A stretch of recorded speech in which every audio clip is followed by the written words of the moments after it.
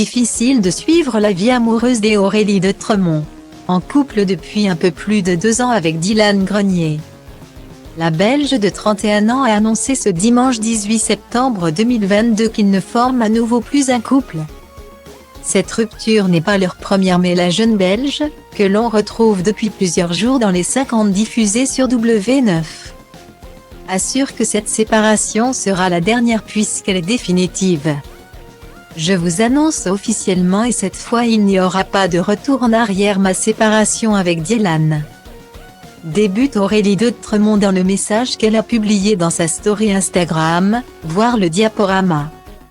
La candidate de télé-réalité découverte dans l'émission Carré Vie puis vue dans l'Île des Vérités 2. Les Anges saison 5 et 11 ou encore les Marseillais et les Ch'tivés, le reste du monde et les princes et les princesses de l'amour.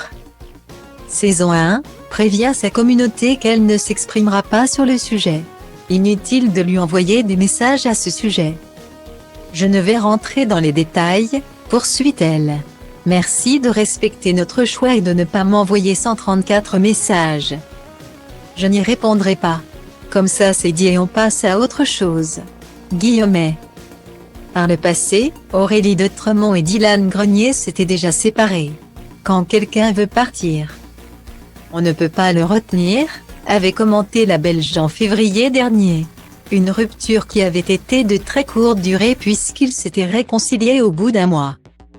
Entre nous, c'est souvent tout feu tout flamme. Parfois, voire tout le temps.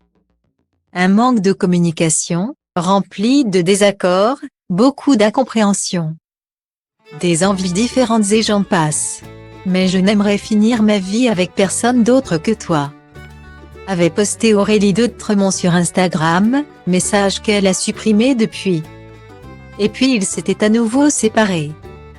La candidate des 50 pensait réellement avoir trouvé l'homme de sa vie puisqu'elle avait souhaité fonder une famille avec lui. Malheureusement pour elle, ce projet avait été mis à mal en raison de la boulimie dont elle souffre et qui l'avait empêchée de tomber enceinte. Malgré des opérations, le bonheur tant attendu n'est finalement jamais venu.